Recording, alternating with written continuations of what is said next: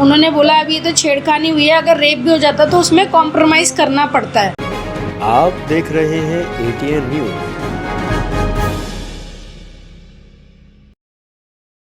हिंदुत्व का डंका बजाने वाली और गाय को अपनी माँ बताने वाली, महिलाओं के सम्मान में काम करने का जिम्मा उठाने वाली और RSS ये ठेकेदार बने हुए हैं हिंदुत्व के, ये ठेकेदार बने हुए हैं महिलाओं की इज्जत बचाने के।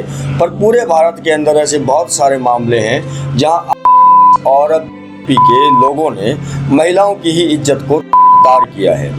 आज मैं आपके सामने एक ऐसा मामला बताने वाला हूं, दिखाने वाला हूं, जो फैजाबाद से संबंधित है, जहां एक लड़की जिसे आज से करीब 8-10 साल पहले एक प्रेरणा मिली कि हमें पशुओं के प्रति अपना प्यार जाहिर करना चाहिए और उस प्यार जाहिर करने के तौर पर हमें उन पशुओं का ध्यान रखना चाहिए, हमें जीवों का ध्यान रखना चाहिए। हमारे साथ एक ये बहन है, फैजाबाद से हैं, इनके साथ क्रूरता की गई है RSS के कार्यकर्ताओं के द्वारा।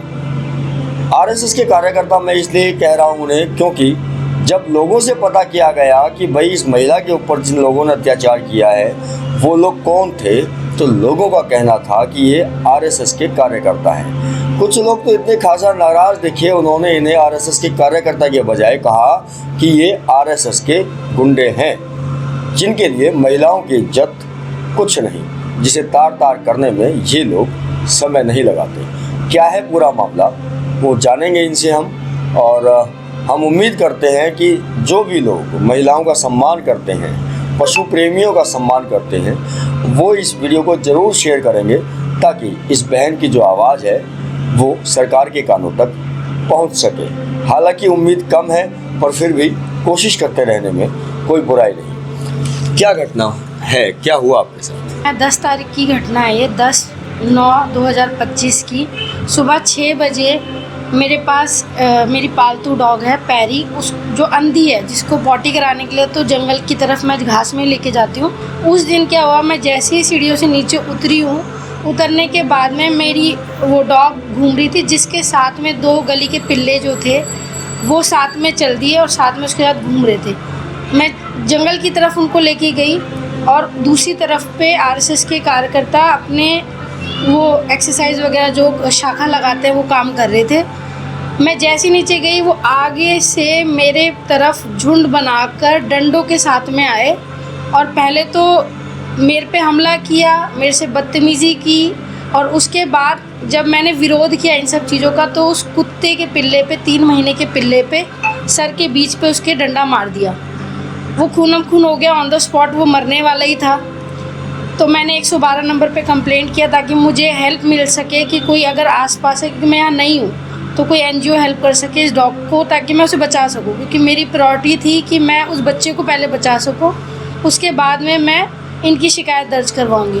तो मैं लेके, जब मुझे यहाँ हेल्प नहीं मिली तो मैं उसको लेके दिल्ली चली गई और दिल्ली में मैंने उसका इलाज करवाया, और उसके बाद मैं आई, मैंने 4 बजे के करीब में थाने में कंप्लेंट दी। कौन से थाने में कंप्लेंट दिया आपने? सूरजकुंड थाने में कंप्लेंट दी, लिखित कंप्लेंट दी कि ये चीज़ें घटना मेरे साथ हुई है।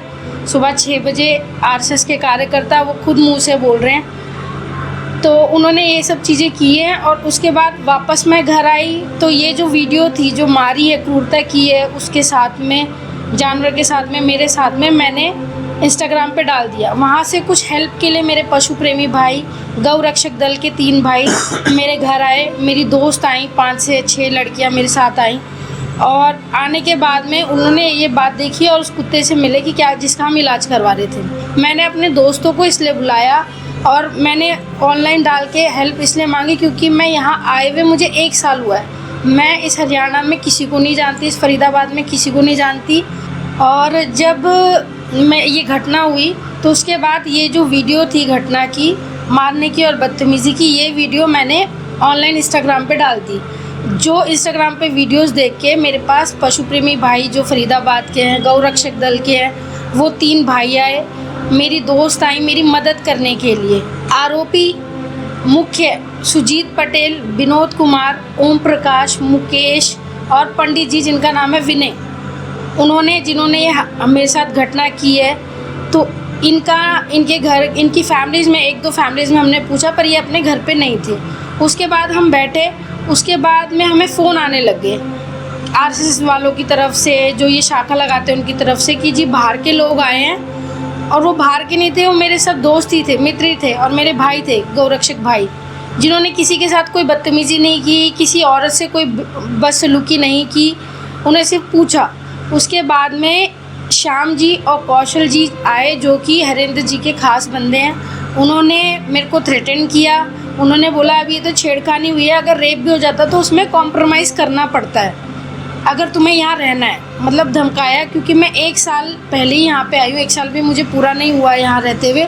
तो अगर यहाँ रहना है तो इनके टर्म्स कंडीशन पे जीना पड़ेगा, अदरवाइज़ हम यहाँ रह नहीं सकते। मैं जानवरों को खाना नहीं खिला सकती, उन्होंने ये चीज़ बोली। उसके बाद वो चले गए। तो उसके बाद 7 बजे मेरे घर पे हरिंदर जी आए, गजेंद्र भड़ाना जी आए। पहले तो कॉम्प्रोमाइज़ के लिए इन्होंने मेरे को डराया धमकाया। जब हम नहीं माने तो 80 से 100 की भीड़ महिलाओं की, पुरुषों की मेरे घर पे लेके आए। ना मानने पर इन्होंने मेरे जो गौरक्षक भाई थे उनको मेरे घर के अंदर से विदाउट अरेस्ट वारंट, कुछ भी इनके हाथ में कागज़ नहीं था, जो पुलिस वाले अपने साथ लाए थे उनको, वो तीनों को लेकर हमें बोल दिया दी तुम आ जाओ, सूरजकुंड थाने आ जाओ। ये बोल के वो उन तीनों को ले गए।